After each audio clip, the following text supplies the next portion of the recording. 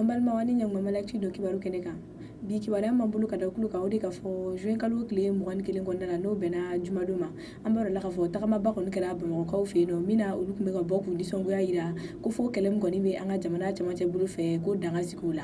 Kunnafoni min sera ma o yɛrɛ ka fɔ jumadon tilegan fɛ mɔgɔ ba caman kɔni bɔra ni ka nisɔngoya tagamaba kɛ mun bɛ ka kɛ Bamakɔ yɛrɛ dugu kɔnɔna la. Ni mɔgɔ kofɔlen ninnu y'a yira ka fɔ k'olu ka laɲini yɛrɛ kɔni tɛ dɔwɛrɛ ye ko fo kɛlɛ min kɔni bɛ an ka jamana camancɛ bolo fɛ n'o bɛ ka kɛ sababu ye ka an ka jamanaden caman kɔni faga ko fo danga sigi o ko la. Nin ko in senfɛ tagamakɛla ninnu kɔni y'a yira ka fɔ ko basigibaliya min bɛ an ka jamana camancɛ bolo fɛ k'o kɛra sababu ye ka mɔgɔ 250 kɔni ɲɔgɔnna faga. Wa fana k'a yirala ka fɔ ko mɔgɔ 2,280 de kɔni bolila ka b'u ka dugu la ni ka t'u sigi Bayangara yɛrɛ kɔni dugu kɔnɔna la. O de senfɛ sa ni mɔgɔ kofɔlen nin yɛrɛ kɔni y'a yira ka fɔ k'olu ka laɲini kɔni tɛ dɔwɛrɛ ye ko jamana ɲɛmɔgɔw ka fɛɛrɛ sugu bɛɛ tigɛ walasa ni kɛlɛ ni mɔgɔ fagaba in kɔni bɛ se ka ban cogo min na. O de sababu la u ka kuma labanw na u y'a yira ka fɔ olu yɛrɛ bolo ko lakana kɔni tɛ se ka sabati cogo si la ka sɔrɔ marifa kɔni bɛ mɔgɔw bolo mɔgɔ minnu lakodɔnnen tɛ k'a fɔ k'olu ye jamana kɔni lakanabagaw ye n'o ye an ka finitigiw ye. An b'a yira la ka fɔ nin tagama kofɔlen kɔni kɛra jamana sariya kɔnɔna la tiɲɛni ma bɔ a la wa mɔgɔ bananen yɛrɛ fana ma y'a la. O tɛmɛnen kɔ ka bɔ yen kunnafoni wɛrɛ man bolo ka da kulu kan o de ka fɔ juin kalo tile 21 su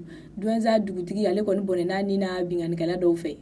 Kibaruya min sera ma o yɛrɛ ka fɔ Douentza n'ale bɛ Honbori mara la juin kalo tile 21 su binganikɛla dɔw de taara don yen dugutigi kɔni kan ni k'a faga. A yirala ka fɔ ko mɔgɔ min kɔni ye nin wale in kɛ olu tigilamɔgɔw kɔni ma se ka dɔn an bɛ yɔrɔ min na i ko bi. Hakililajigi la an b'a yirala ka fɔ nin tɛ nin wale in kɛ ko fɔlɔ ye nin dugu kofɔlen in na sabula a yirala ka fɔ dugutigi min tun bɛ yen nɔ yanni nin dugutigi in yɛrɛ kɔni kun ka sigi o fana sara nin cogoya kelen in na. Wa an bɛ yɔrɔ min na i ko bi mɔgɔ minnu kɔni kɛra sababu ye ka nin mɔgɔ 2 ninnu kɔni faga halisa olu tigilamɔgɔw kɔni ma dɔn fɔlɔ. O de kɔni sababuya la sa nin dugulamɔgɔ ninnu kɔni y'a yira ka fɔ k'olu bɛ welewelekan bila an ka jamana ɲɛmɔgɔw ma k'u ka fɛɛrɛ sugu bɛɛ tigɛ walasa ka se ka dankari nin waleya ninnu kɔni na olu ka dugu kɔnɔna la. Hali bi lakanabaliya hukumu kɔnɔna la an b'a yirala ka fɔ Haut Conseil Islamique n'o ye Mali silamɛw kɔni ka jɛkuluba ye o ɲɛmɔgɔ n'o ye Cherif Ousmane Madani Haidara ye ale kɔni bɔra ka welewelekan bila jamana kɔnɔden bɛɛ ma k'an k'an tɛgɛ di ɲɔgɔn ma walasa kɛlɛ min kɔni bɛ an ka jamana camancɛ bolo fɛ o bɛ se ka ban cogo min na. Kibaruya min sera ma o yɛrɛ ka fɔ Ansardine mɔgɔw ka ɲɛmɔgɔ n'ale ye Haut Conseil Islamique fana kuntigiba ye ale kɔni ka ja dɔ bilala an ka jabaraninw kan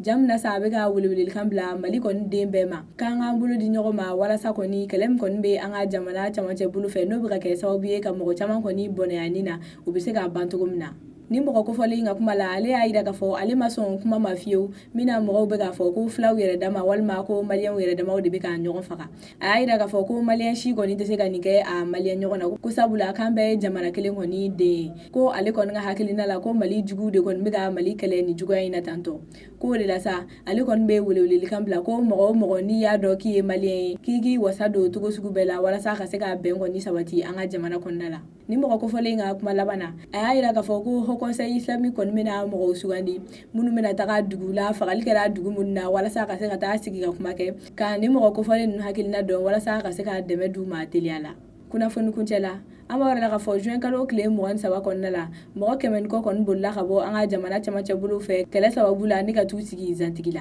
Kibaruya min sera ma o y'a yira ka fɔ ni mɔgɔ ninnu fanba kɔni yɛrɛ ye dɔgɔnɔw de ani filaw ko wa k'u bolila ka b'u ka dugu la kɛlɛ de kɔni kama ni ka t'u sigi nin yɔrɔ kofɔlen in na. A yirala ka fɔ ni mɔgɔ ninnu yɛrɛ kɔni jate bɛ taa jɔ mɔgɔ 500 kɔni ɲɔgɔnna la wa zantigila gouverneur olu y'a yira ka fɔ k'olu bɛ ka fɛɛrɛ sugu bɛɛ tigɛ walasa ka se ka ni mɔgɔ ninnu kɔni ka sigi kɔni nɔgɔya u bolo. O sababuya la sa u y'a yira ka fɔ fɛn min ye denmisɛnnin fitininw ye o ni muso kɔnɔmaw kɔni u ye furakɛli k'olu la walasa k'olu kisi bana caman kɔni ma ko wa fɛn min ye jiko ni dumuniko ta fanfɛla fana ye k'u bɛ ka fɛɛrɛ sugu bɛɛ tigɛ walasa ka se ka u kɔni sabati. An balimaw ni kibaruya nin de tun b'an bolo ka da u tulo kan aw ni ce a ka kulomajɔ la aw k'an bɛn a ɲɔgɔnna wɛrɛ ma.